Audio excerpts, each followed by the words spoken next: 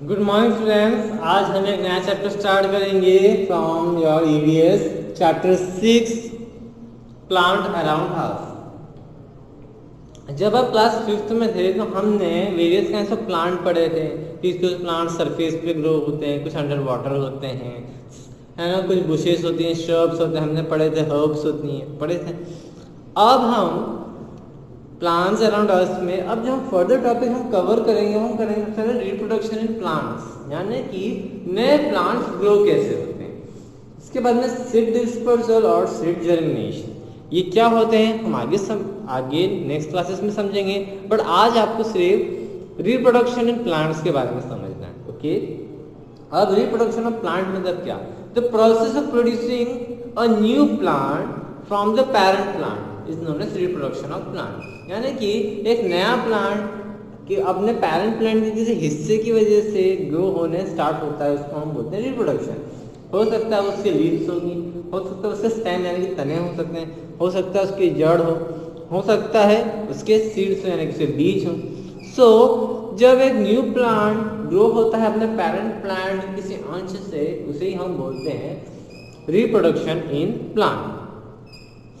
अब reproduction in plant का अगर हम साइंटिफिकली देखें तो वो दो तरीके से होता है। नया प्लांट दो तरीके से ग्रो हो सकता है, एक तो वेजिटेटिव पार्ट से या फिर दूसरा reproductive part. Okay, vegetative part और रिप्रोडक्टिव पार्ट क्या होते हैं ये हम आगे पढ़ेंगे, पर फर्दर हम जो पहला टॉपिक हम पढ़ते हैं वेजिटेटिव पार्ट, उसमें आता है एक तो लीव्स यानी कि पत्ते, स्टेम यानी कि तने, ओके, और रूट्स यानी कि उनकी जड़। ये सारे आते हैं आपके वेजिटेटिव पार्ट्स में। ओके, ये सारे वेजिटेटिव पार्ट्स में आते हैं। ओके, अब सबसे पहले इसमें हम रूट्स के बारे में जानते हैं, नहीं जड़ों के बारे में जानते हैं। तो ऐसे साथ बहुत सारे एग्जाम्पल है। स्वीट पोटैटो जिसको शकरकंदी बोलते हैं हम। ओके, इसके साथ साथ रेडिश यानी कि मूली होती है। तो ये ऐसे प्लांट्स हैं जो कि इनमें रिप्रोडक्शन होता है, तो इसमें इनके रूट्स के थ्रू होता है। इन रूट्स को हम खाते भी हैं, है ना, आप मूली खाते हो, शकरकंदी खाते हो, तो बेसिकली ये जड़ होती है। ओके, जिसमें कि जो अपना प्लांट होता है रेडिश का प्लांट, वो अपना सारा खाना किसमें स्टोर करता है? अपने रूट्स में, यानी कि जैसे मूली हो गया तो वो सारा जो खाना होता है उस प्लांट्स का वो कहाँ स्टोर करता है? उस मूली के अंदर, उसकी जड़ के अंदर। सो ये सिर्फ खाना ही स्टोर नहीं करते बट लेकिन ये कैपेबिलिटी भी रखते हैं कि एक नया प्लांट्स ग्रो हो सके। तो कई बार आपने मूलीज में देखा हो कि उसकी एक अलग साइड में अलग से एक ब्रांच निकलती है, इसमें से एक और मूली निकलने वाली होती है। तो ये क्या हो गया? ये रिप्रोडक्शन है, क्योंकि उस रूट से एक और नया मूली निकल जाती। ओके, तो उसकी जड़ होती है, मूली की जड़ होती है जो हम खाने में यूज करते हैं। यही जड़ खाना तो स्टोर करती है, उसका फूड स्टोर करती है जो कि हम मतलब खाना खाते हैं। इसके साथ साथ हम वो रूट्स केपेबल होती है एक नया प्लांट ग्रो करने में। तो आपने देखा होगा मूलीज में बहुत सारी जगह आपने सब्सिडरीज के साथ ही एक अलग से आपने देखा होगा कि छोटी सी मूली निकल रही है, तो उसको हम इसी पोर्शन को हम रिप्रोडक्टिव पार्ट बोलते हैं by the help of roots. Okay, sweet potato example हो गया आपका, मतलब जो शकरकंदी होती है वो एग्जांपल हो गई कि रूट्स से जिससे कि प्लांट प्रोडक्शन अपना एक न्यू प्लांट प्रोड्यूस करते हैं। आपके रेडिश यानी कि मूली हो गई। ओके, अब जो हम पढ़ेंगे वो हम स्टेम यानी कि उसके तने, किसी प्लांट के तने से उसके हम ना उसकी जब तने होते हैं उसी को अगर हम प्लांट करें तो जो एक नया प्लांट ग्रो हो जाता है। सबसे बढ़िया एग्जाम्पल होता है रोज प्लांट का। उसके अगर आप स्टेम अगर आप प्रॉपरली उसके काट कर आप अगर उसे प्लांट करना स्टार्ट करोगे तो बहुत आसानी से एक नया पौधा उग जाएगा। ओके, सो जैसे मनी प्लांट्स हो गए, आपके रोज के हो गए, गन्ना हो गया, शुगर केन हो गया, ये सारे एग्जाम्पल है ऐसे प्लांट जो कि स्टेम से as a new stem cutting की हेल्प से as a new plant grow हो सके। तो ये भी रिप्रोडक्शन हो गया plants. Okay, the stem cuttings are several birds that grow into normal plants. इन स्टेम एक तरीके से न्यू आप बोल सकते हैं, उनमें छोटे छोटे बर्ड्स होते हैं जिसको कि हम हिंदी में बोलते हैं, अभी मुझे नाम याद नहीं आ रहा, जैसे मुझे नाम याद आएगा तो मैं आपको बताऊंगा। कलियाँ, हाँ सॉरी, कलियाँ, छोटी छोटी कलियाँ होती हैं, वो बर्ड्स होते हैं जो कि हेल्प करते हैं इन प्लांट्स को ग्रो करने के लिए। ओके, तो उसी में हम एक बुक में आपके एग्जांपल है रोज का। तो इसमें देखिए सबसे पहले उन्होंने क्या करा, एक रोज प्लांट लिया। ओके, उसमें से उसके तने जो थे, है ना, उन्होंने उसको काट दिया। ओके, फिर उस इसके पास जो लीव्स है उसको भी कट कर दिया और उसके बाद में उसको प्लांट कर दिया ना, प्लांटिंग में मिट्टी में गाड़ दिया, पॉट में गाड़ दिया और थोड़ी देर बाद उसको नरिशमेंट, थोड़ी दिन बाद जब उसको नरिशमेंट मिलेगा, पानी प्रॉपर मिलेगा, सनलाइट मिलेगी तो वापस आप देखोगे नए लीव्स ग्रो होना स्टार्ट हो पाएंगे। ओके, सो ये एग्जांपल हो गया ऐसे प्लांट का जो कि अपने स्टेम से वापस रिप्रोड्यूस हो सकता है। ओके, ऐसे ही कुछ और एग्जांपल है जैसे कि एक जैस्मिन प्लांट होता है। ओके, जैस्मिन प्लांट है तो वो उसके जो ब्रांचेस होते हैं, उसके जो ऐसे तने होते हैं, इसके आसपास के तने होते हैं, उनको अगर आप जमीन में गाड़ दोगे तो भी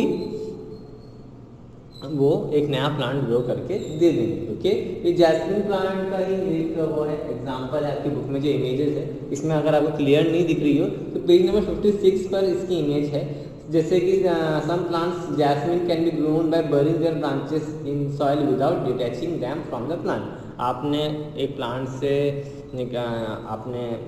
आपने उसकी ब्रांचेस, उसकी जो ब्रांचेस है जैस्मिन की, उसको निकाला और उसको हमने ज़मीन में गाड़ दिया। बरिंग इन द सॉइल मतलब अपने ज़मीन में उसको गाड़ देना होता है। उसको गाड़ दिया, थोड़े दिन बाद जो उसके रूट्स है स्प्राउट, वो एक नया प्लांट ग्रो करना स्टार्ट कर देंगे और दिस नया प्लांट को आप डिटैच कर सकते, अलग कर सकते उसके पेरेंट प्लांट से। ओके,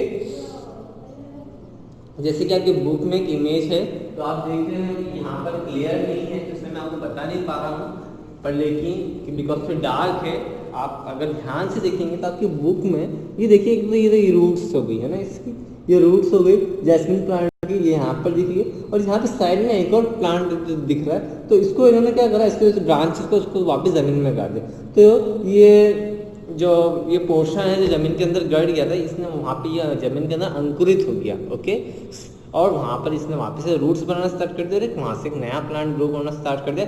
जैस वंस ये अगर वहाँ से वापस ज़मीन से वापस उगना स्टार्ट करता है तो आप उसको उसके पेरेंट प्लांट से, जैस्मिन का जो पेरेंट प्लांट है उससे आप कट करके अलग कर सकते हो। ओके,